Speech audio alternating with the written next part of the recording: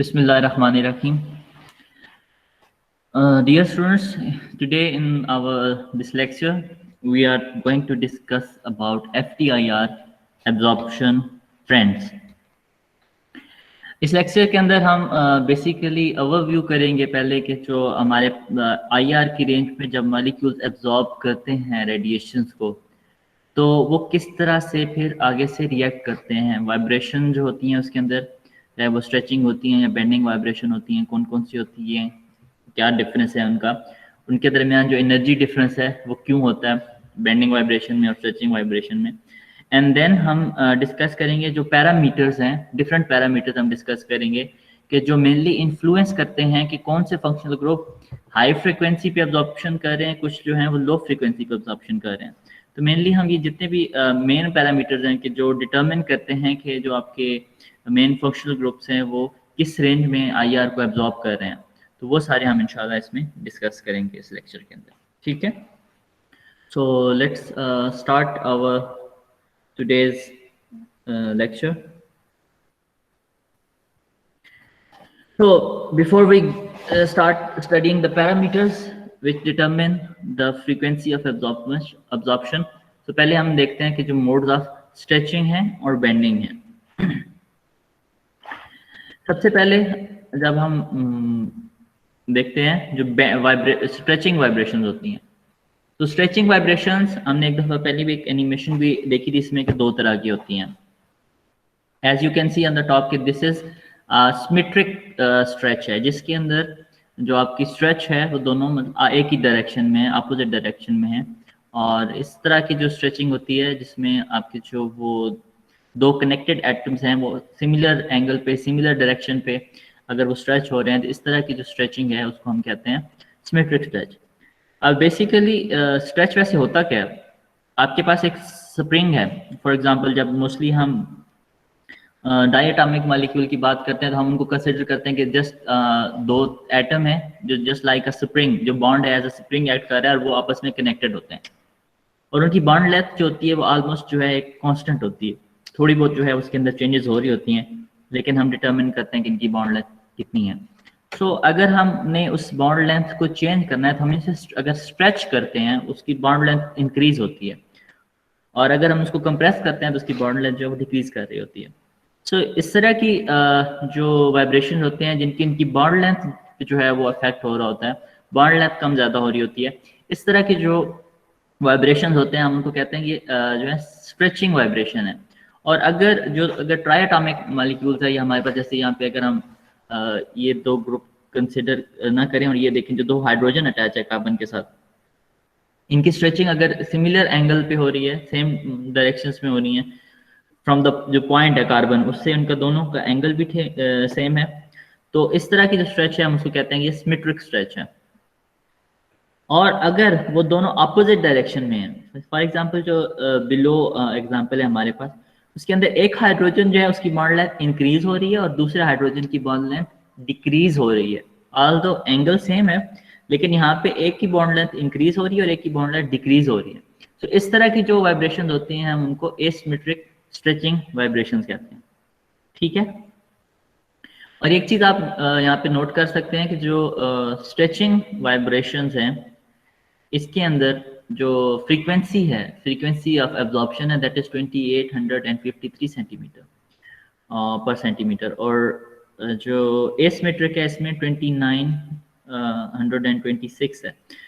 So what information this difference in absorption frequencies give us, कि इनमें से जो सिमेट्रिक स्ट्रेच है या एसिमेट्रिक स्ट्रेच है कौन सी ज्यादा फेवरेबल है, इस फ्रीक्वेंसी से आपको क्या इंफॉर्मेशन मिल रही है, कौन आंसर करेगा? सनीला।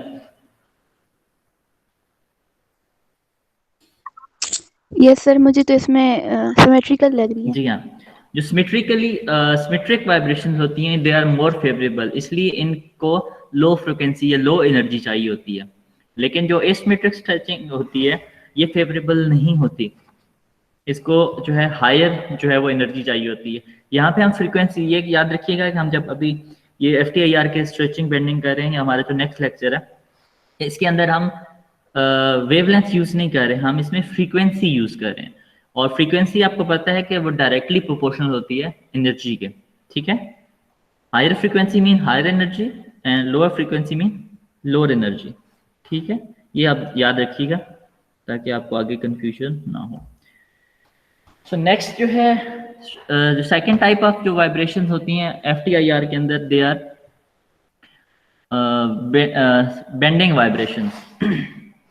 पहली है आपके पास stretching vibration, the second one is bending vibration. अब बेंडिंग वाइब्रेशन मेनली हमारे पास जो है वो 4 डिफरेंट टाइप्स की होती हैं। दो जो टाइप ऑफ वाइब्रेशन है जिनको हम सिजरिंग और रॉकिंग कहते हैं, ये जो है वो इन प्लेन होती हैं, और जो वैगिंग और ट्विस्टिंग है they are out of plane. तो हम स्टार्ट करते हैं सिजरिंग से। यहाँ पे ये हमारे पास सिजरिंग है, जिस तरह आपकी कैंची होती है, आप उसके जो दो कटिंग लोब्स हैं वो आपस में, आप उसको जब कट करते हैं तो दोनों एक दूसरे की तरफ आती हैं ये लोब्स, और जब आप उसको वापस करते हैं तो वो वापस चली जाती हैं। तो इस तरह की जो वाइब्रेशंस हैं ये जिसके अंदर मालिक जो एटम्स हैं वो एक दूसरे की तरफ आ रहे हैं, वापस जा रहे हैं, आ रहे हैं, वापस जा रहे हैं, जस्ट लाइक जो सीजर होती है, जो आपकी कैंची होती है, इस तरह की जो वाइब्रेशन होती हैं उनको हम कहते हैं कि दीज आर सिजरिंग वाइब्रेशन, ठीक है। और अगर ये जो एटम्स हैं अगर इनकी मूवमेंट सेम डायरेक्शन में है, जैसे यहाँ पे सीजर की तरह नहीं है कि एक दूसरे की तरफ आ रहे हैं और जा रहे हैं, इनका आपस का डिस्टेंस कम हो रहा है या ज्यादा हो रहा है। जो सीजरिंग में जब ये करीब आएंगे तो इनका डिस्टेंस कम हो जाता है, और अगर दूर जाएंगे तो इनका डिस्टेंस ज्यादा हो जाता है। लेकिन यहाँ पे जो डिस्टेंस है, जो एंगल है रॉकिंग में, एक कार्बन और 2 हाइड्रोजन के दरमियान जो आपस का एंगल है वो चेंज नहीं होता। ये एक सेम डिस्टेंस पे एक दूसरे से होते हैं दोनों हाइड्रोजन, और जस्ट जो है वो एक साइड पे मूव कर रहे होते हैं, और दोनों जब एक साइड पे मूव करते हैं दूसरी साइड पे मूव करते हैं तो दोनों की मूवमेंट जो है वो एक साथ हो रही होती है। सो ये मेन डिफरेंस है सिजरिंग एंड रॉकिंग में, कि सिजरिंग के अंदर जो बॉन्ड एंगल है वो चेंज हो रहा होता है, कम और ज्यादा हो रहा होता है, और जो रॉकिंग है उसके अंदर जो बॉन्ड एंगल है वो कांस्टेंट रहता है, बॉन्ड एंगल चेंज नहीं करता, दोनों एटम एक साथ मूव कर रहे होते हैं, पैरेलल मूवमेंट होती है, ठीक है। और यहाँ पे इन दोनों में से जो है वो रॉकिंग जो है वो ज़्यादा फेवरेबल है, इसके जो है वो कम एनर्जी चाहिए, लेस फ्रीक्वेंसी पे होती हैं। और जहाँ पे हम सिजरिंग की बात कर रहे हैं तो वहाँ पे जो है वो ज़्यादा एनर्जी चाहिए, क्योंकि उनकी जो बॉन्ड एंगल्स वगैरह चेंज हो रहे हैं, इस वजह से ये ज़्यादा फेवरेबल नहीं होती है as compare to the rocking, ठीक है। एंड उसके बाद जो है हमारे पास है वैगिंग है एंड ट्विस्टिंग है। जो वैगिंग हमारे पास वाइब्रेशन है, इसके अंदर जो दोनों एटम्स हैं, जस्ट लाइक रॉकिंग जैसे हम देख रहे थे, वहां पे आल्दो वो इन प्लेन है लेकिन वो एक साथ मूव कर रहे हैं पैरेलल। सेम यहाँ पे जो दो एटम्स अटैच्ड हैं वो दोनों एक ही डायरेक्शन में, that is out of plane जो है वो वाइब्रेट करते हैं, फिर पीछे जाते हैं, फिर आगे आते हैं, फिर पीछे जा रहे हैं। तो इस तरह की वाइब्रेशंस जो कि आउट ऑफ प्लेन हो और वो एक पैरेलल एटम मूव कर रहे हो, तो इस तरह की वाइब्रेशंस को हम कहते हैं वैगिंग। और जो इसका सेम इसके एग्जांपल है जो ट्विस्टिंग है, वहाँ पे जस्ट लाइक या हमने सीजनिंग में डिस्कस किया था, यहाँ पे उनका जो एंगल है वो चेंज हो रहा होता है। एक एटम जो है वो आउट ऑफ प्लेन मूव कर रहा होता है और एक इनटू द प्लेन मूव कर रहा होता है। तो इस तरह की जो वाइब्रेशंस है उनको हम कहते हैं कि दीज आर ट्विस्टिंग वाइब्रेशन। सो हमारे पास स्ट्रेचिंग वाइब्रेशन होती हैं और बेंडिंग वाइब्रेशन होती हैं। स्ट्रेचिंग 2 तरह की होती हैं, एक सिमेट्रिक होती है और एक एसिमेट्रिक स्ट्रेच होती है। बेंडिंग वाइब्रेशंस भी 2 तरह की होती हैं, एक इन प्लेन वाइब्रेशंस होती हैं और एक आउट ऑफ प्लेन वाइब्रेशंस होती हैं। और इन प्लेन में हमारे पास 2 टाइप्स हैं, scissoring and rocking, and out of plane में भी हमारे पास 2 टाइप हैं, वैगिंग एंड ट्विस्टिंग। तो यहाँ पे हमने एक और चीज नोट की है, वो ये है कि जो सिमेट्रिक स्ट्रेचिंग है या एसिमेट्रिक स्ट्रेचिंग, जो स्ट्रेचिंग वाइब्रेशन है, इनके ऊपर इन 2900 के करीब है फ्रीक्वेंसी चाहिए, और जो बेंडिंग वाइब्रेशन है इनकी मैक्सिमम 1450 चाहिए। तो ऑलमोस्ट ट्वाइस जो है वो एनर्जी चाहिए स्ट्रेचिंग के लिए एज कम्पेयर टू बेंडिंग। सो ये जो स्ट्रेचिंग वाइब्रेशन है इनको हायर एनर्जी क्यों चाहिए, ये मेरा क्वेश्चन है आप लोगों से। सर ये इसके बीच में आपके पास बॉन्ड लेंथ इंक्रीज और डिक्रीज हो रही है ना स्ट्रेचिंग में, और जबकि दूसरे सीजरिंग है उसके बीच में आपका बॉन्ड एंगल इंक्रीज कर, ठीक है। सो इससे क्या फर्क पड़ता है? सो इससे ये है कि अगर आप बॉन्ड लेंथ को अगर आप इंक्रीज डिक्रीज करोगे तो उसके ऊपर आपको एनर्जी ज़्यादा रिक्वायर होगी, बनिस्बत कि आपका बॉन्ड लेंथ तो वही है, लेकिन आप उसके एंगल को आप उसको चेंज कर सकते हैं। ठीक है, यू आर राइट शेर। Thank you sir. Thank you.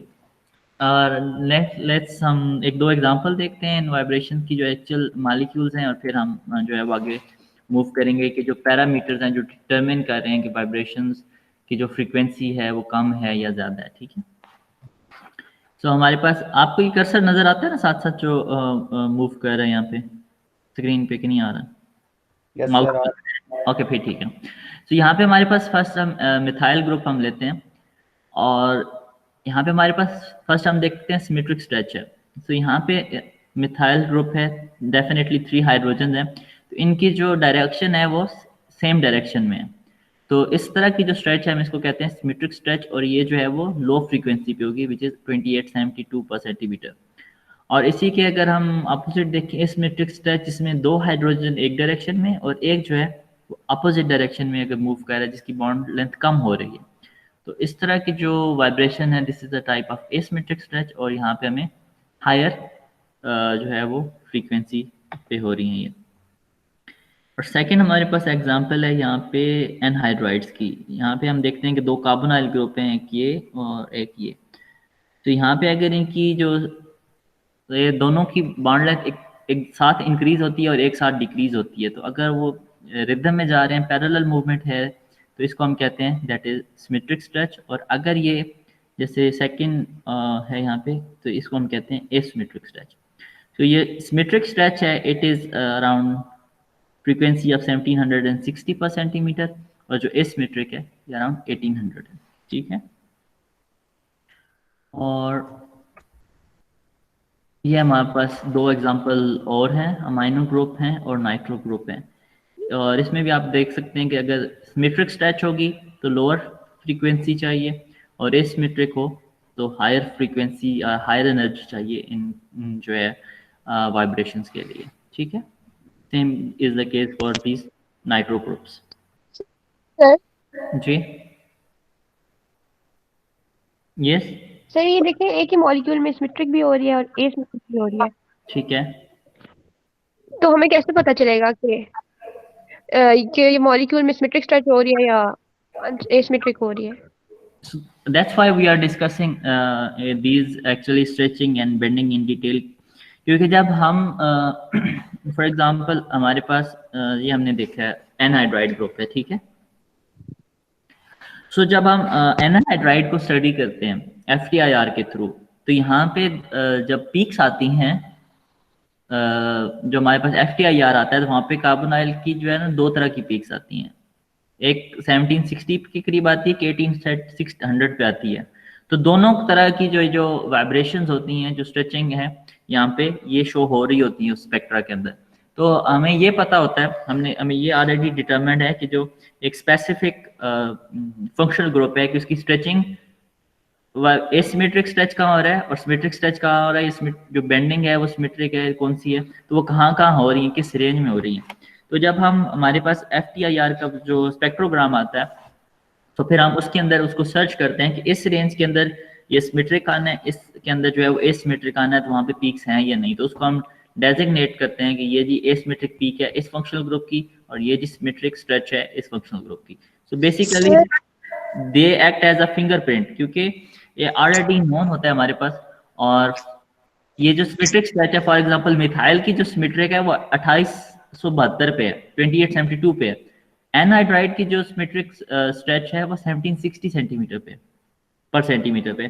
सो ये एक ठीक है फिक्स्ड और जस्ट लाइक फिंगरप्रिंट, हर जो फंक्शनल ग्रुप की एक स्पेसिफिक जो फ्रीक्वेंसी है जिसपे वो ये एब्जॉर्प्शन देते हैं, इसके लिए सिमेट्रिक और एसिमेट्रिक के लिए। ठीक है, सो बेसिकली सर हमारे पास एक टाइम पे सिर्फ एक स्ट्रेचिंग हो रही होगी ना, एक टाइम पे तो ये दोनों नहीं शो कर रहे होंगे। क्यों सर एक टाइम पे दोनों कैसे शो करेंगे? अच्छा हुमा, मुझे एक बात बताएं कि आप जब एक स्टडी कर रहे हैं किसी भी सैंपल को, उसके अंदर सिर्फ एक एटम या मॉलिक्यूल होता है? नो, देयर आर मैनी ना।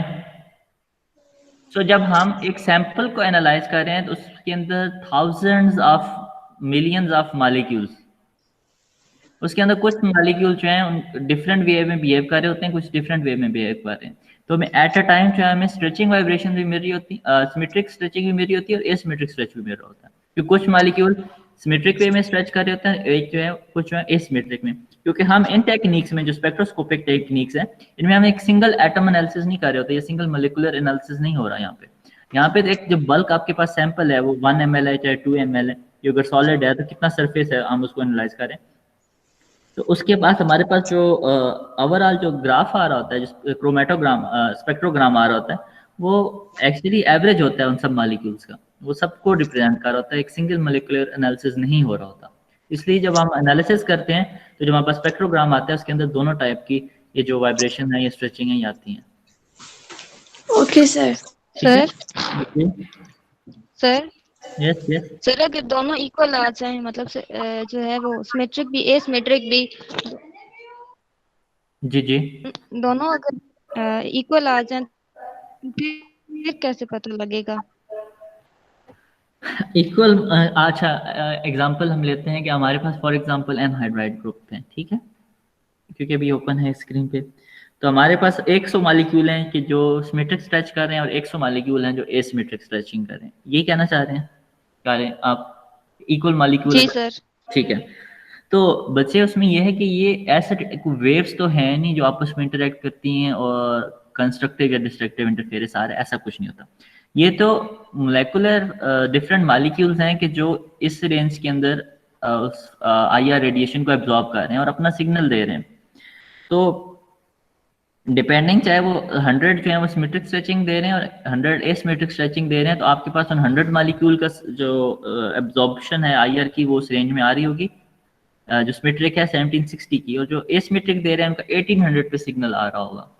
तो डिपेंड ये करता है कि कितने मॉलिक्यूल सिमेट्रिक स्ट्रेचिंग दे रहे हैं और कितने एसिमेट्रिक, तो उनकी जो पीक इंटेंसिटी है वो चेंज हो रही होगी, लेकिन पीक्स वहां पे आ रही होंगी अगर कुछ मॉलिक्यूल जो है वो सिमेट्रिक स्ट्रेच दे रहे हैं और कुछ एसिमेट्रिक स्ट्रेचिंग हो रही है वहां पे, तो वहां पे पीक तो आएगी। सर मतलब अलग अलग पीक्स होंगी? अलग अलग पीक्स होंगी, एक 1760 पे होगी और एक 1800 पे होगी।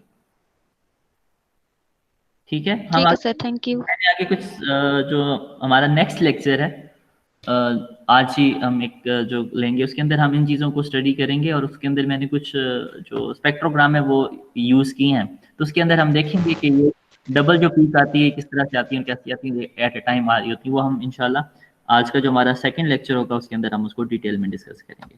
ठीक है सर? जी सर, ये जो स्ट्रेचिंग है जितनी भी इसकी वैल्यू है टोटली डिपेंडेंट होती है ना कि आप कौन से टाइप ऑफ एटम्स अटैच्ड हैं बॉन्ड के साथ। जी हाँ, मतलब उसी के बेसिस पे होगा कि स्ट्रेचिंग ज़्यादा हो रही है या कम हो रही है। ठीक है, बेसिकली हम अभी डिस्कस करने आगे जाके कि जो ये कितनी फ्रीक्वेंसी चाहिए, कितनी एनर्जी चाहिए, ये बेसिकली डिपेंड कर रहा होता है बॉन्ड स्ट्रेंथ पे। ठीक है, तो जितना स्ट्रॉन्ग बॉन्ड होगा उतना उसको बेंड या स्ट्रेच करने के लिए ज़्यादा एनर्जी चाहिए होती है। और ये हम नेक्स्ट हम पैरामीटर अभी डिस्कस करते हैं, उसके अंदर हम डिस्कस करते हैं इसको। ठीक है, ओके सर। सो ये जी हमारे पास जस्ट एक ओवरव्यू करते हैं, देन हम पैरामीटर्स की तरफ मूव करेंगे। सो आप देख सकते हैं कि जो सिमेट्रिक स्ट्रेच है दोनों बॉन्ड एंगल इकट्ठा कम हो रहा है या ज़्यादा हो रहा है, और एंड जो एसिमेट्रिक है या एंटीसिमेट्रिक है उसके अंदर एक ही बॉन्ड लेंथ कम हो रही है, एक ही ज़्यादा हो रही है। और अगर आप उसको चेक करें रॉकिंग को, तो दोनों एक साइड पे मूव कर रहे हैं, और अगर सिजरिंग को देखें तो उनका जो एंगल है वो कम या ज़्यादा हो रहा है। यहाँ पे जो एंगल है वो सेम है, और यहाँ पे हमारे पास ट्विस्टिंग है और बैकिंग है कि ये आउट ऑफ प्लेन है, तो इसके अंदर जो है वो डिफरेंट मूव, एक इन आउट ऑफ प्लेन कर रहा है और एक इनटू द प्लेन कर रहा है, और एक में दोनों एक साथ मूव कर रहे हैं। तो ये जो है बेसिक मोड्स हैं स्ट्रेचिंग के एंड बेंडिंग के। ठीक है, और अब हम एब्जॉर्प्शन जो है वो ट्रेंड्स की बात करते हैं कि कौन से फैक्टर्स हैं कि जो डिटरमिन करते हैं कि जो फ्रीक्वेंसी ऑफ एब्जॉर्प्शन है for both these bending or stretching vibrations. तो पहली चीज है जो बेंडिंग वाइब्रेशंस होती हैं ये इनके लिए लोअर फ्रीक्वेंसी चाहिए होती है और स्ट्रेचिंग वाइब्रेशन के लिए ज़्यादा फ्रीक्वेंसी चाहिए होती है। तो अगर हमारे पास कार्बन और हाइड्रोजन बॉन्ड है यहाँ पे, तो इसकी जो स्ट्रेचिंग है वो अराउंड 300 पर सेंटीमीटर 3000 पर सेंटीमीटर पे है और जो बेंडिंग है अराउंड 1340 पे है। So as Shahir you already answer, so जो स्ट्रेचिंग वाइब्रेशंस होती हैं इनको हायर एनर्जी क्यों चाहिए होती है? क्योंकि जितनी भी हमारे पास बेंडिंग हो रही है या स्ट्रेचिंग हो रही है, कोई भी हमारे पास दो एटम्स हैं उनके दरमियान अगर हमने उनको मालिक्यूल जो बॉन्ड है उसकी लेंथ को चेंज करना है या एंगल को चेंज करना है, तो इसके लिए हमें एनर्जी चाहिए।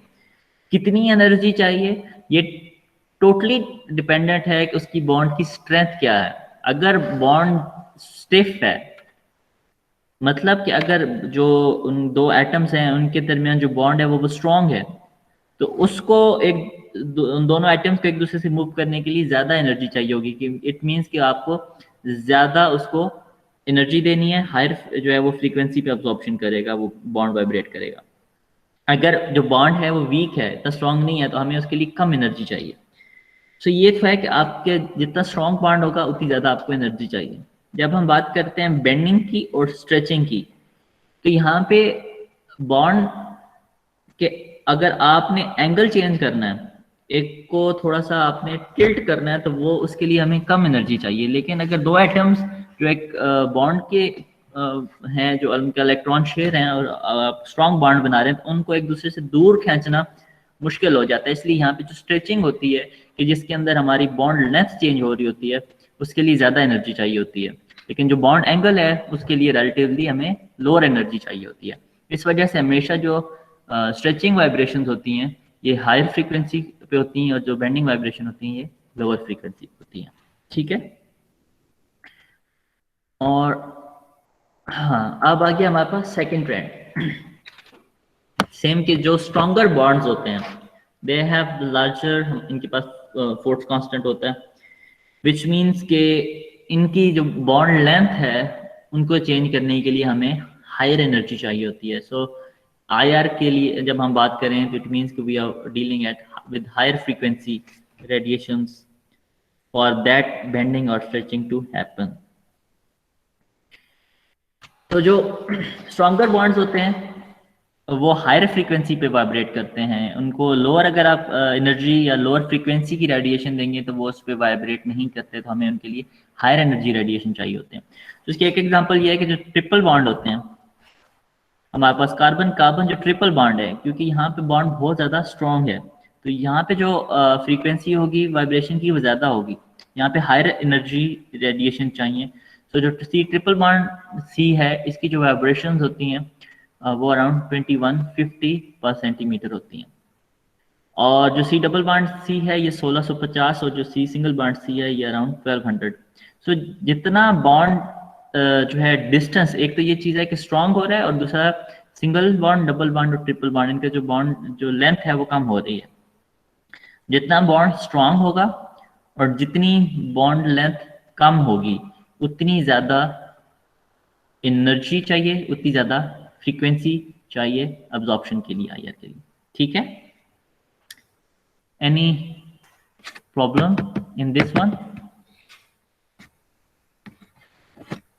नहीं सर। ओके, अब अगले वाले next slide there is some issues, so let's discuss the third point. So mainly we are going to discuss 6 parameters, दो हमने डिस्कस कर लिए। अब हमारे पास द थर्ड वन है जो कि थोड़ा सा जो है इसको कह सकते हैं कि ट्रिकी है, कि अगर बॉन्ड जो है वो between atoms of different masses है, तो एक इसके अंदर जो एक जनरल एक रूल ये है कि जो bonds between atoms of higher masses होते हैं वो उनको लो एनर्जी चाहिए वाइब्रेट करने के लिए। ठीक है, so the rule is, the third parameter is general के the bonds between atoms of higher masses vibrate at lower frequency than bonds between lighter atoms। कि अगर जो एटम्स का मास कम है तो उनको हायर फ्रीक्वेंसी चाहिए, और अगर उनका मास ज़्यादा है तो उनको लोअर फ्रीक्वेंसी चाहिए। फॉर एग्जांपल, अगर कार्बन बॉन्ड बना रहा है हाइड्रोजन के साथ तो हमें ज़्यादा एनर्जी चाहिए। अगर ये हैवियर एटम है तो इसमें हमें कम एनर्जी चाहिए, अगर और हैवी है तो उसके लिए और कम एनर्जी चाहिए। इसको हम देखते हैं जो हमारे पास हैलोजेंस हैं। फॉर एग्जांपल जो यहाँ पे क्लोरीन जो है वो सबसे इसका जो मास है कम होता है, देन ब्रोमीन होती है, देन आयोडीन होता है। सो जो क्लोरीन के लिए हमें ज़्यादा फ्रीक्वेंसी चाहिए, ब्रोमीन के लिए हमें लो एनर्जी रेडिएशन चाहिए, और आयोडीन के लिए हमें सबसे कम जो है वो एनर्जी की रेडिएशन चाहिए उसकी एब्जॉर्प्शन के लिए। सो जैसे जब हमारे पास एक सेंट्रल एटम है और उसके साथ जो अटैच ग्रुप है, उनका मास जितना ज़्यादा होगा उतनी जो है वो उसकी जो फ्रीक्वेंसी है उसको कम चाहिए, उसको जो वाइब्रेट करना उतना इजी हो जाता है इस बॉन्ड को। ठीक है, साइज पे डिपेंडेंट हो गया ना सर? ये साइज पे डिपेंडेंट हो गया, लेकिन सिर्फ साइज पे डिपेंडेंट नहीं है। यहीं पे यहाँ पे है कि यहाँ पे कुछ एक्सेप्शंस भी है जो हम आगे नॉर्मली जो जनरल ट्रेंड यही है कि अगर जो साइज इंक्रीज करेगा तो जो बॉन्ड है उसको वाइब्रेट करना इजी होगा, अगर एटम जो साइज है उसका ज्यादा है। बेसिकली ये डिपेंडेंट है एक हम उसको कहते हैं जो है हुक्स लॉ है, कि जिसके मुताबिक के जो एक टर्म यूज होती है वहाँ पे रिड्यूस्ड मास जिसको हम म्यू कहते हैं, तो that is dependent on the mass of the atoms. तो हुक्स लॉ के मुताबिक अगर हम दो एटम्स हैं उनको अगर हम ये बॉन्ड को अगर हम ये कंसिडर करें कि स्प्रिंग के साथ अटैच हैं, तो दो बॉडीज हैं वो स्प्रिंग के साथ अटैच हैं, और एक का जो मास है वो ज़्यादा है और वो जो है उसको वाइब्रेट करना इजी होता है, और जो जिसका मास कम है उसको वाइब्रेट करना मुश्किल होता है। अगर जो दो एटम्स अगर हम कंपेयर करें, फॉर एग्जांपल एक सेंट्रल एटम है, यहाँ पे कार्बन है, उसके साथ क्लोरीन है और आयोडीन है, तो आयोडीन को जो है वो वाइब्रेट करना जो है वो इजी है, और जो क्लोरीन है उसको वाइब्रेट करना रिलेटिवली थोड़ा सा हार्ड है, तो इसके लिए हायर फ्रीक्वेंसी चाहिए। So according to that rules of Hooke और जो इक्वेशन है उसके मुताबिक जो वाइब्रेशंस होती हैं, जो फ्रीक्वेंसी होती हैं, these are inversely proportional to the mass of the atom. So जितना मास ज़्यादा होता जाएगा उतनी उसकी फ्रीक्वेंसी कम होती जाएगी। ठीक है, ये एक जनरल। अब हम इसको आगे से ये भी देखेंगे एक आध एग्जांपल में कि ऐसा क्यों होता। जी उसमें सर इसकी समझ नहीं आ रही मुझे। अगर मैथ्स ज्यादा होगा तो हम दोनों का मैथ्स की बात करें या सिर्फ एक? जो ये अटैच है, जैसे यहाँ पे हाइड्रोजन है और यहाँ पे कार्बन है। सर तो मैथ्स ज्यादा होगा तो वाइब्रेट करना मुश्किल होता है जनरली अगर देखें तो। अच्छा ठीक है, द बेसिक जो चीज़ है यहाँ पे जो डिटरमिन कर रही है दैट इज बॉन्ड स्ट्रेंथ।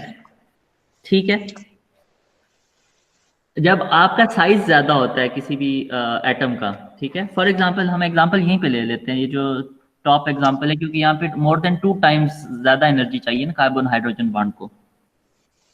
हालांकि कार्बन के साथ हाइड्रोजन जो अटैच है ये तो बहुत इसका साइज कम है, राइट, और Yes. इसका कार्बन का साइज ज्यादा है, तो लेकिन इसको एनर्जी बहुत कम चाहिए। हालांकि हम ये प्रिज्यूम करते हैं इनिशियली कि जब हम सोचते हैं कि जो अगर उनका मास कम है तो उनको शायद इजीली हम वाइब्रेट कर सकते हैं या इजीली हम उनकी स्ट्रेचिंग वाइब्रेशंस कर सकते हैं, यही ज़हन में आता है ना। Yes sir. क्योंकि ये जो वैल्यूज हैं ये स्ट्रेचिंग वाइब्रेशंस की, ठीक है, बेंडिंग की नहीं है, क्योंकि दो आइटम में तो बेंडिंग हो ही नहीं सकती, बेंडिंग के लिए तो 3 चाहिए। अभी हम डायटोमिक को कंसिडर कर रहे हैं। सर तो हम ये कह सकते हैं कि ये केस बेंडिंग वाइब्रेशंस के लिए है? नहीं, ये स्ट्रेचिंग है, होता दोनों के लिए है, लेकिन अभी ये जो हमारे पास एग्जांपल है हम ये स्ट्रेचिंग वाइब्रेशन देख रहे हैं ना।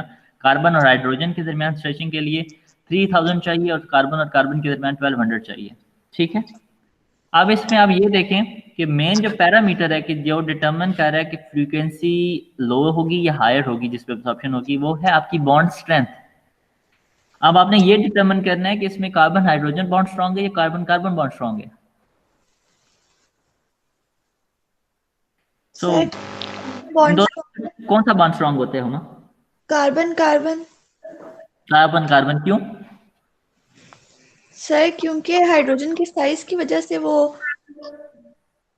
कार्बन का साइज ज्यादा है और इनमें दोनों का साइज इक्वल है। जब उनकी ओवरलैपिंग होगी तो इनकी ओवरलैपिंग ज्यादा स्ट्रॉन्ग होगी। अच्छा, शहीद और आप क्या कहते हो इस बारे में, किसका bond strong? Carbon hydrogen bond strong है कार्बन। बिकॉज क्योंकि सर बॉन्ड लेंथ बहुत शॉर्ट है इसकी, मतलब कि बिटवीन द न्यूक्लियस जो आपके पास डिस्टेंस है वो इन दोनों के बीच में कम है, क्योंकि हाइड्रोजन का साइज स्मॉल है। राइट, जो बॉन्ड लेंथ है कार्बन और हाइड्रोजन की बहुत कम है। बॉन्ड लेंथ का मतलब है कि जो इलेक्ट्रॉन पेयर इनके दरमियान शेयर हो रहा है वो दोनों के बहुत करीब है, दोनों एटम्स का डिस्टेंस बहुत कम है। तो अगर वो बॉन्ड बहुत क्लोज है दोनों के, तो इसको एक दूसरे से दूर लेके जाने के लिए हमें ज्यादा एनर्जी चाहिए, क्योंकि उनकी जो बॉन्ड लेंथ है बहुत कम है। तो ये बॉन्ड जो कार्बन हाइड्रोजन का होता है, ये कार्बन कार्बन बॉन्ड से काफी स्ट्रांग होता है। जब मेन यहाँ पे एक चीज ये आती है कि जब आप साइज इंक्रीज कर रहे हैं, उससे जो बॉन्ड लेंथ है वो भी इंक्रीज हो रही होती है। और जब बॉन्ड लेंथ ज्यादा हो, दो एटम अगर अगर हम स्प्रिंग की बात करें तो हमारे पास दो कोई चीजें हैं जो अटैच है स्प्रिंग के साथ, अगर वो बहुत करीब हैं, वो फॉर एग्जांपल 1 इंच के फासले पे हैं, तो उस स्प्रिंग को खींचना ज्यादा मुश्किल होता है, बजाय इसके कि अगर उनके दरमियान डिस्टेंस जो है वो 6 इंच हो, तो उसको जो है वो वाइब्रेट करना इजी हो जाता है। सो सिमिलरली जब बॉन्ड लेंथ इंक्रीज होती है, इट मीन कि जो बॉन्ड की स्ट्रेंथ होती है वो कम हो रही होती है। इस वजह से जब हायर हम मास के एटम होंगे तो वहां पे जो है वो हमें लो एनर्जी चाहिए होती है। This is one of the main reason. Okay sir. Let me discuss and carbon carbon बहुत ज्यादा स्ट्रॉन्ग होता अब एक मिनट, मैं आपको एक एग्जांपल देता हूँ। ये तो हम बात कर रहे थे जैसे कार्बन कार्बन और कार्बन ऑक्सीजन के अंदर आप देख रहे हैं कि जो कार्बन कार्बन है ये 1200 पे है और कार्बन ऑक्सीजन जो है वो 1100 पे है। ठीक है, रीजन क्या है कि जो ऑक्सीजन और कार्बन का बॉन्ड है इसके अंदर जो है वो ऑक्सीजन का साइज बड़ा है, ऐसा ही है। अब हम एक और एग्जांपल देखते हैं। Let's discuss one example and then I will take your question Heera. Oxygen का साइज बड़ा है, तो कार्बन का साइज कम है, ऐसे ही होता है कि सिर्फ मास ज्यादा? कम होता है हाइड्रोजन का ऑक्सीजन। कार्बन कार्बन का मास कम है और ऑक्सीजन का मास ज्यादा है, राइट? ऐसा ही है ना, कार्बन का मास कम होता है ना, ऐसा ही है सर। 12 है, ऑक्सीजन का 16 है, राइट? Yes sir. लेकिन एक यहाँ पे एक मसला है। मसला यह है कि अगर तो दोनों हाइड्रोजन के साथ अगर अटैच है, हमारे पास CH बॉन्ड है, OH बॉन्ड है, तो अगर तो कार्बन का बॉन्ड लाइटर है, कार्बन लाइटर है तो इसको हायर फ्रीक्वेंसी पे करना चाहिए एब्जॉर्ब, और ऑक्सीजन को लोअर पे, क्योंकि उसका मास ज्यादा है। लेकिन ऐसा होता नहीं है, एक्चुअल में ऐसा नहीं होता। सर हाइड्रोजन बॉन्डिंग कभी है? नहीं, हाइड्रोजन बॉन्डिंग नहीं होगी। यहाँ पे इलेक्ट्रोनेगेटिविटी एक और इशू है कि यहाँ पे जो अगर जो ऑक्सीजन यूज कर रहे हैं तो स्ट्रेच हो रही है 3600 पे, और कार्बन के साथ जो कार्बन हाइड्रोजन स्ट्रेच हो रही है ये 3000 पे। जो OH ग्रुप है, आल दो OH जो है ऑक्सीजन का मास ज्यादा है, बट इसको स्टिल हायर फ्रीक्वेंसी चाहिए, हायर एनर्जी चाहिए वाइब्रेशन के लिए कार्बन की। तो ऐसा क्यों हो रहा है? क्योंकि हमने सर ऑक्सीजन की इलेक्ट्रोनेगेटिविटी ज्यादा है कार्बन से, मतलब कि इलेक्ट्रॉन अट्रैक्टिंग एबिलिटी ऑक्सीजन की ज्यादा होती है, इसकी ठीक वजह है, से वो स्ट्रांगली अट्रैक्ट करता है। ठीक है, इसके अलावा सर अगर देखें इलेक्ट्रोनेगेटिविटी ज्यादा तो वो तो रिएक्टिव ज्यादा हो जाएगा, फिर स्टेबिलिटी कम हो जाएगी। अब यहाँ पे यही तो मसला है कि हमने अभी पिछली स्लाइड में पढ़ा है कि जो साइज एटम का बड़ा होगा तो फ्रीक्वेंसी कम होगी, लो एनर्जी चाहिए, और यहाँ पे ज्यादा हो रही है, तो हम इसको कैसे एक्सप्लेन करेंगे?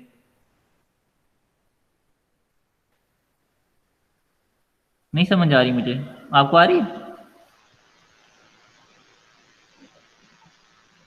नो अब तो हमें भी नहीं आ रही सर। मुझे आ रही है, आपको इसलिए नहीं आ रही कि सर बॉन्ड स्ट्रेंथ से एक्सप्लेन करेंगे, मेरे अकॉर्डिंग इलेक्ट्रोनेगेटिविटी से एक्सप्लेन करेंगे। बॉन्ड, मैंने आपको बताया था कि सबसे इंपॉर्टेंट होती है बॉन्ड लेंथ। सर इसकी बॉन्ड लेंथ इंक्रीज कर जाएगी फिर तो। कार्बन का फिर तो मास, कार्बन का मास कम है, ऑक्सीजन का मास ज्यादा है, देयर इज नो डिफरेंस। ठीक है, और हुक्स लॉ को अगर हम फॉलो करें तो उसके हिसाब से कार्बन हाइड्रोजन की स्ट्रेचिंग ज्यादा होनी चाहिए फ्रीक्वेंसी, और ऑक्सीजन हाइड्रोजन की कम होनी चाहिए क्योंकि मास ज्यादा ऑक्सीजन का। बट ये एक जनरल रूल है, जो सबसे मेन इंपॉर्टेंट थिंग है कि उसकी बॉन्ड स्ट्रेंथ कितनी है। जितना स्ट्रॉन्ग बॉन्ड होता है उसको उतनी हायर एनर्जी चाहिए होती है, उतनी हायर फ्रीक्वेंसी चाहिए। तो अगर ऑक्सीजन हाइड्रोजन बॉन्ड ज्यादा फ्रीक्वेंसी शो कर रहा है तो इसका मतलब ये है कि जो ऑक्सीजन और हाइड्रोजन का बॉन्ड है वो ज्यादा स्ट्रॉन्ग है कार्बन और हाइड्रोजन के बॉन्ड से। इन वैल्यू से तो हमें ये इंफॉर्मेशन मिल रही है। तो नाउ हम ये देखते हैं कि अगर ऑक्सीजन और हाइड्रोजन का बॉन्ड ज्यादा स्ट्रॉन्ग है तो क्यों स्ट्रॉन्ग है। सर फिर हमने किस चीज को कंसीडर करना है? ये तो कंफ्यूजन हो गया है, मैथ को या फिर बॉन्ड स्ट्रेंथ को। फिर हम मैथ को क्यों कंसीडर कर रहे हैं? फिर हम सीधा सीधा बॉन्ड स्ट्रेंथ को कंसीडर करें। बॉन्ड वो एक जनरल एक आपको आइडिया देने के लिए है। अब हम आप आगे बताते हैं, पहले ये स्लाइड हम देख लें, उसके बाद हम डिस्कस करते हैं। अगर अब हमारे पास कार्बन हाइड्रोजन है और ऑक्सीजन हाइड्रोजन है, हमने ये देखना है कि इनमें से बॉन्ड स्ट्रॉन्ग किसका ज्यादा है। तो वो हम कैसे करेंगे, हम उसकी बॉन्ड डिसोसिएशन एनर्जी से चेक करेंगे। और जो बॉन्ड डिसोसिएशन एनर्जी है वो ऑक्सीजन हाइड्रोजन बॉन्ड की ज्यादा होती है कार्बन हाइड्रोजन बॉन्ड से। और हमने ये देखना है कि जो ऑक्सीजन हाइड्रोजन का बॉन्ड है वो क्यों स्ट्रॉन्गर है कार्बन और हाइड्रोजन बॉन्ड से। And that is because of atomic radii of oxygen and carbon. जो ऑक्सीजन होता है उसका जो एटॉमिक रेडियस होता है that is around 480 nanometer, which is 48 picometer, और कार्बन का अराउंड 67 है। कार्बन का जो रेडियस है, एटॉमिक रेडियस है, वो ऑक्सीजन से ज्यादा होता है। इसलिए जब कार्बन बॉन्ड बनाएगा तो उसका जो आल्दो उसका मास कम है लेकिन उसका साइज ज्यादा है, उस हायर साइज की वजह से जो बॉन्ड लेंथ होगी वो ज्यादा होगी। जब बॉन्ड लेंथ ज्यादा होगी तो रिलेटिवली वो बॉन्ड वाइब्रेट करना इजी होता है। इसलिए कार्बन हाइड्रोजन बॉन्ड के लिए हमें लो फ्रीक्वेंसी चाहिए और ऑक्सीजन हाइड्रोजन बॉन्ड के लिए हमें ज्यादा फ्रीक्वेंसी चाहिए कि यहाँ पे ऑक्सीजन और हाइड्रोजन के दरमियान जो डिस्टेंस है वो कम होता है। सो जो मेन पैरामीटर ये है, आपने ये देखना है कि जो बॉन्ड है वो कितना स्ट्रॉन्ग है, और मेनली जो डिपेंड कर रही है एब्जॉर्प्शन फ्रीक्वेंसी। सबसे जो इंपॉर्टेंट पैरामीटर है जो आपने देखना है वो ये देखना है कि बॉन्ड कौन सा स्ट्रॉन्ग है। अगर आपके पास और कोई इंफॉर्मेशन नहीं है और आपके पास सिर्फ बॉन्ड डिसोसिएशन एनर्जीज मौजूद हैं, ये डाटा मौजूद है, तो आप वहां से प्रेडिक्ट कर सकते हैं कि कौन सा बॉन्ड ज्यादा एनर्जी पे जो है वो वाइब्रेट करेगा, ज्यादा फ्रीक्वेंसी पे वाइब्रेट करेगा। जिस बॉन्ड की जो डिसोसिएशन एनर्जी जितनी ज्यादा होगी इसका मतलब है वो बॉन्ड उतना स्ट्रॉन्ग है। तो उस बॉन्ड को वाइब्रेट करना, स्ट्रेच करना, बेंड करना भी उतना मुश्किल होता है। So that is the most important parameter कि बॉन्ड की स्ट्रेंथ क्या है। जितना बॉन्ड स्ट्रॉन्ग होगा उतनी ज्यादा एनर्जी चाहिए। So this is the rule of thumb when we are studying the absorption trend in FTIR। ठीक है, now we have three more effects. One is hybridization, then we have resonance, and also we have inductive effect. So let's discuss these effects or then we will see. अच्छा, अभी हमने discuss किया कि जो ये frequencies हैं ये depend कर रही हैं कि बॉन्ड कितना स्ट्रॉन्ग है। हाइब्रिडाइजेशन की हम जब बात करते हैं तो sp जो बॉन्ड्स होते हैं they are stronger than sp2, और जो sp3 बॉन्ड्स होते हैं they are the weaker among these three. So इसका मतलब है अगर हम बॉन्ड स्ट्रेंथ की बेस पे जाएं तो जो sp बॉन्ड है इनकी फ्रीक्वेंसी ज्यादा होनी चाहिए क्योंकि ये स्ट्रॉन्ग होते हैं। sp2 जो है इनकी इंटरमीडिएट वैल्यू होनी चाहिए, और जो sp3 बॉन्ड्स हैं इनकी फ्रीक्वेंसी कम होनी चाहिए क्योंकि ये वीकेस्ट हैं among these three. So let's see कि ये रूल यहाँ पे ट्रेंड फॉलो होता है कि नहीं। So if we have an sp bond here which is carbon triple bond इधर है और यहाँ पे hydrogen, so it absorbs at 3300 per centimeter frequency as compared to sp2 hybridized carbon। यहाँ पे कार्बन हाइड्रोजन की जो स्ट्रेचिंग है वो 3100 पे हो रही है, और जो sp3 हाइब्रिडाइज कार्बन हाइड्रोजन की स्ट्रेचिंग है वो 2900 सेंटीमीटर पे है, 2900 पब। इसका मतलब है कि जो ये वाला फार्मूला है कि जितना बॉन्ड स्ट्रांग होगा उतनी ज़्यादा एनर्जी चाहिए, उतनी ज़्यादा फ्रीक्वेंसी है वो अप्लाई करता है। सो अगर हमारे पास sp हाइब्रिडाइज होगा, इट मीन्स द बॉन्ड जो है वो स्ट्रांग होगा, तो वहाँ पे हमें ज़्यादा एनर्जी या ज़्यादा फ्रीक्वेंसी चाहिए। तो यहाँ पे हम ये चेक करते हैं कि मेनली वही चीज़ है कि हमने देखना है कि बॉन्ड कितना स्ट्रांग है, और इस दो चीज़ों से हमें पता चलता है बॉन्ड कितना स्ट्रांग है। एक उनके दरमियान डिस्टेंस कितना है, बॉन्ड लेंथ जो है वो कितनी है, और दूसरी बॉन्ड डिसोसिएशन एनर्जी कितनी है। तो यहाँ पे हम कंपेयर करते हैं कि जो हमारे पास ये sp हाइब्रिडाइज्ड है, यहाँ पे हमारे पास जो लेंथ है वो 1.08 आर्मस्ट्रांग है। अगर हम sp2 पे जाते हैं तो ये इंक्रीज हो जाती है 0.02 आर्मस्ट्रांग, और यहाँ पे हम जब sp3 पे जाते हैं तो 0.02 और इंक्रीज हो जाती है। तो यहाँ पे जो बॉन्ड लेंथ है वो सबसे कम होती है sp हाइब्रिडाइज्ड में, इस वजह से इसको ब्रेक करना ज़्यादा मुश्किल है, इसको ज़्यादा एनर्जी चाहिए। सिमिलरली अगर हम स्ट्रेंथ की बात करें तो जो बॉन्ड डिसोसिएशन एनर्जी है, तो यहाँ पे जो sp हाइब्रिडाइज है उनको ज़्यादा एनर्जी चाहिए, दैट इज 506 किलो जूल, और एज कम्पेयर टू जो sp3 हाइब्रिडाइज है वहाँ पे 422 चाहिए, जो sp2 है वो इंटरमीडिएट है। इस वजह से depending on the bond strength and bond length, जो sp हाइब्रिडाइज हैं इनको ज़्यादा एनर्जी चाहिए, जो sp2 हाइब्रिडाइज हैं इनको कम चाहिए, और जो sp3 हाइब्रिडाइज हैं उनको सबसे कम एनर्जी चाहिए वाइब्रेशन के लिए। ठीक हो गया? तो ये था हमारा फोर्थ पैरामीटर। सर जी सर जो sp हाइब्रिडाइज होता है उसमें सिंगल बॉन्ड नहीं होता,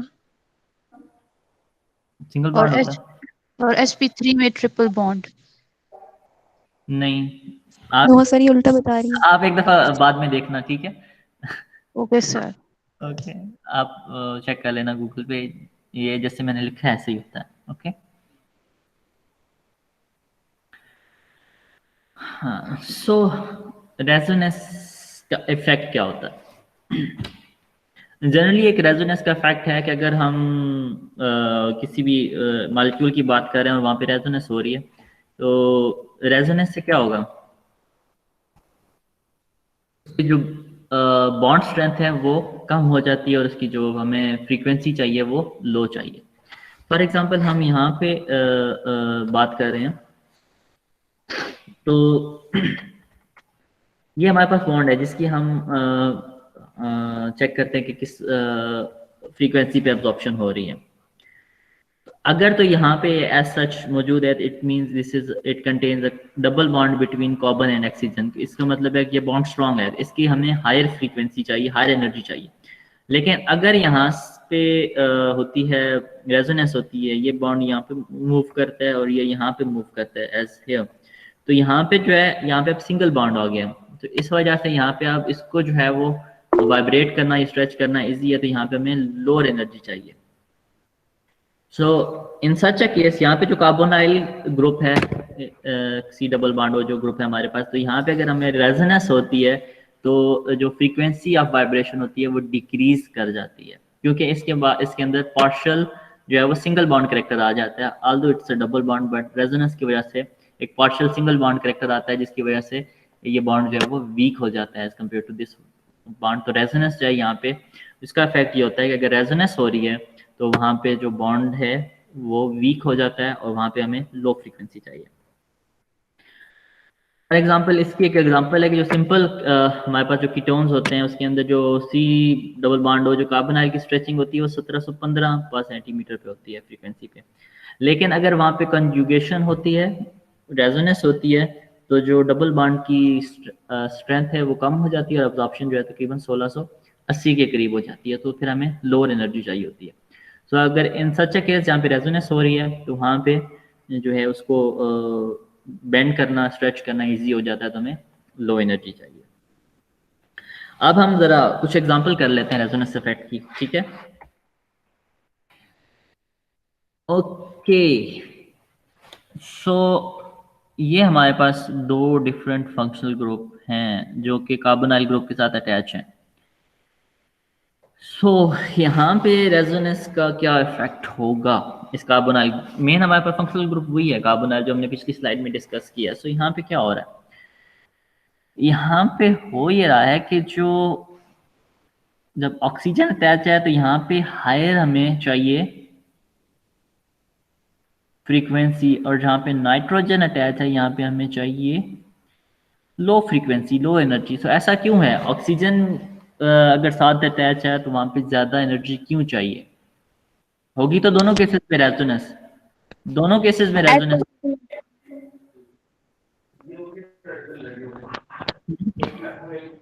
बेसिकली तो ये देख रेजोनेंस, तो इसमें ये ऑक्सीजन अपने लोन पेयर देगा और ये यहाँ पे आ जाएगा, और ऑक्सीजन पे यहाँ पे नेगेटिव चार्ज आ जाएगा। सेम यहाँ पे नाइट्रोजन वाले केस में भी ऐसा है कि ये जो लोन पेयर है ये यहाँ पे आ जाएगा, यहाँ पे डबल बॉन्ड बन जाएगा और ये यहाँ पे आ जाएगा। तो हो तो रेजोनेंस दोनों में रही है, तो फिर ये जो जहाँ पे ऑक्सीजन अटैच है वहाँ पे कार्बोनाइल ग्रुप का बॉन्ड स्ट्रॉन्ग है और यहाँ पे वीक, ऐसा क्यों है?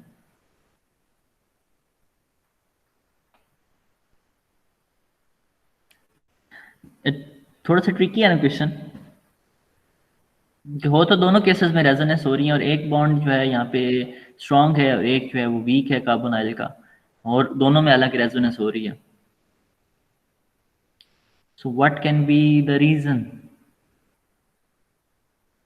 सर ऑक्सीजन का साइज छोटा है ना, इस वजह से वो ज्यादा बॉन्ड लेंथ छोटी होगी। नहीं, लेकिन यहाँ पे ऑक्सीजन वाले बॉन्ड की हम चेक नहीं कर रहे ना, जो दे रहे हम बॉन्ड लेंथ यहाँ पे मैटर कर रही है सिर्फ सी डबल बॉन्ड ओ वाले की, तो सर लोन पेयर की वजह से तो नहीं हो रहा? लोन पेयर तो दोनों के पास है।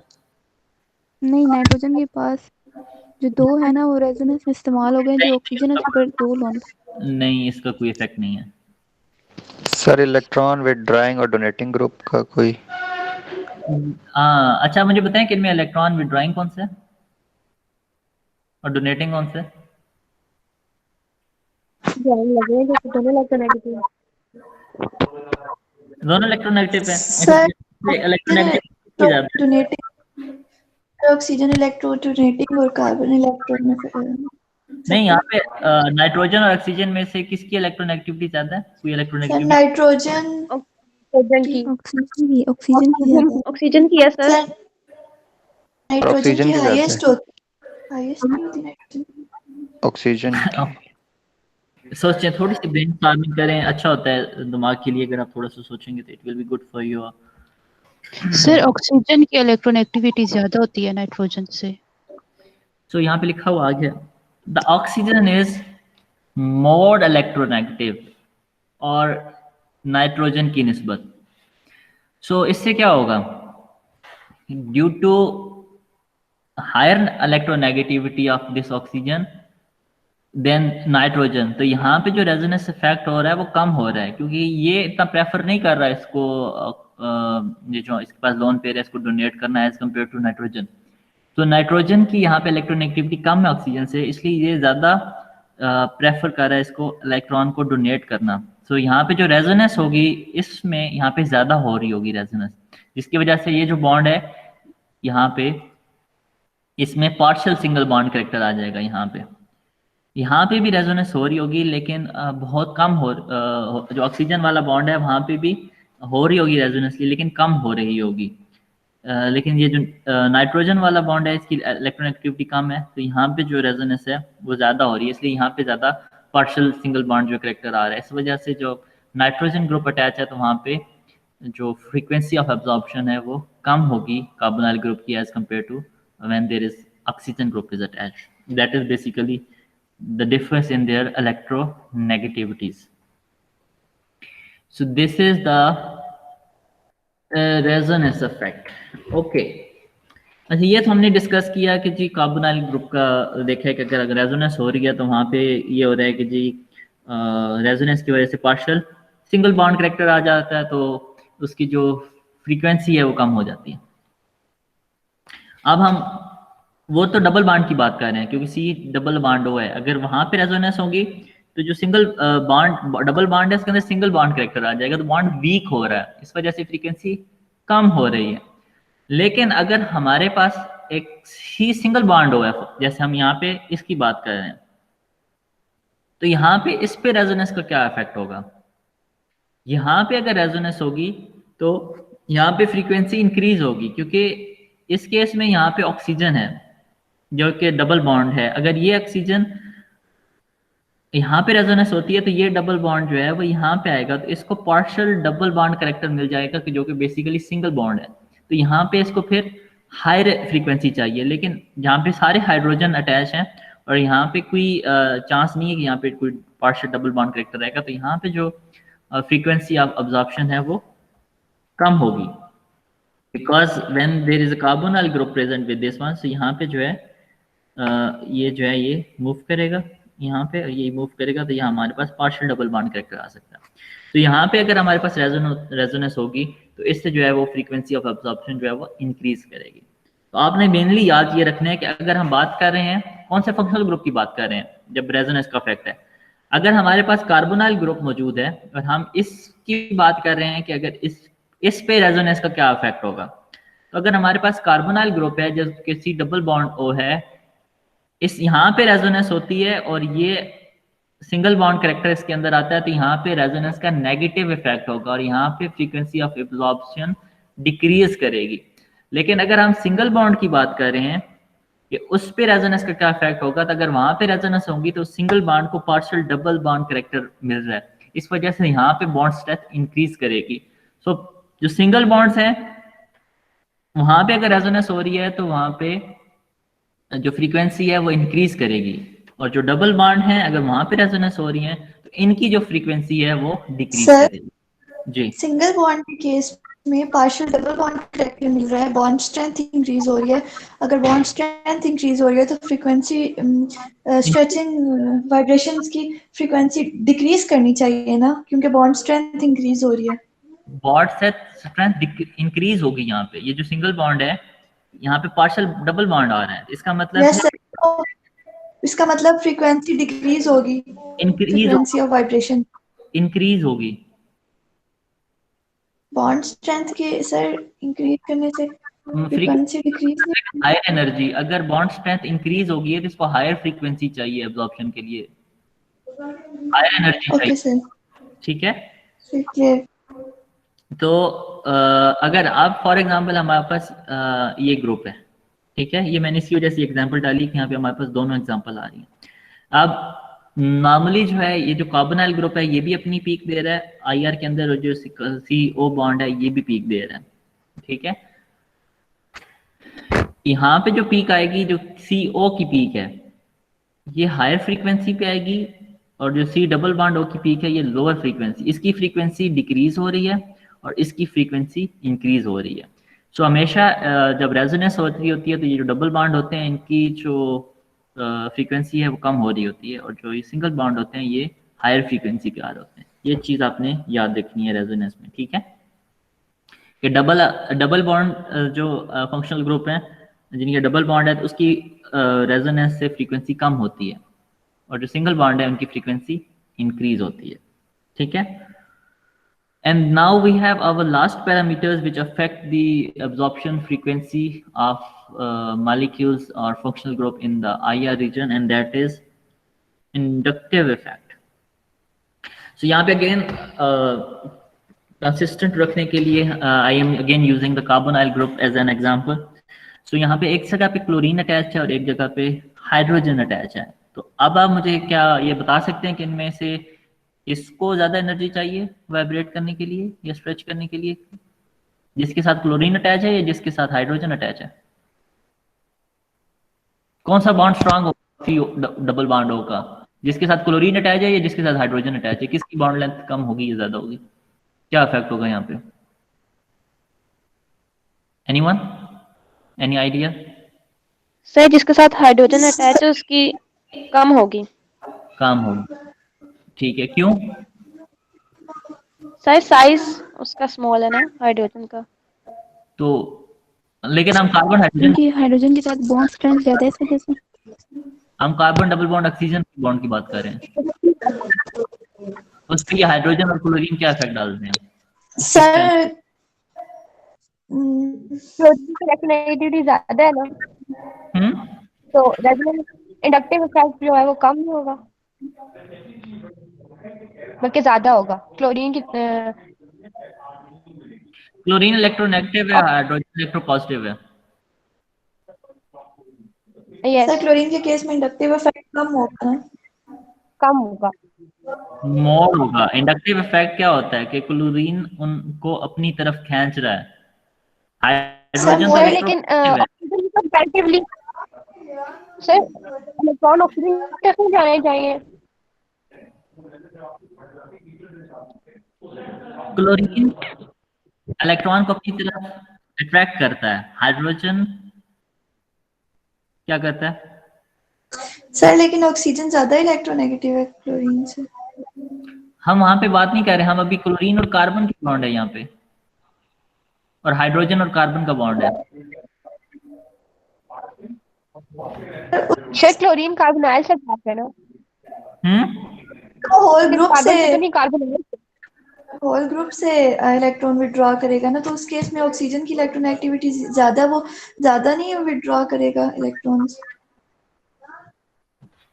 नहीं, बेसिकली जो कार्बन और ऑक्सीजन का बॉन्ड है, ये इसकी स्ट्रेंथ डिपेंड कर रही है कि कार्बन और ऑक्सीजन एक दूसरे के दरमियान कैसे बॉन्डिंग करें। अगर हम कार्बन को कह देते हैं कि इसमें से इलेक्ट्रॉन डेफिशिएंट करते हैं या इलेक्ट्रॉन इसकी तरफ अट्रैक्ट होते हैं, तो क्या होगा कि वो जो ऑक्सीजन है और वो उनके दरमियान जो बॉन्ड है वो और ज़्यादा टाइट हो जाएगा, उसकी जो लेंथ है वो कम हो जाएगी, जिसकी वजह से उसको ब्रेक करना या उसको स्ट्रेच करना मुश्किल हो जाएगा। इसलिए अगर इंडक्टिव इफेक्ट है वहाँ पे, तो वहाँ पे हायर फ्रीक्वेंसी चाहिए, मोर एनर्जी चाहिए, क्योंकि वहाँ पे ये जो अगर यहाँ पे इलेक्ट्रॉन अगर इस साइड पे आ रहे हैं, तो ये जो बॉन्ड है ये इसकी लेंथ थोड़ी सी कम हो जाएगी।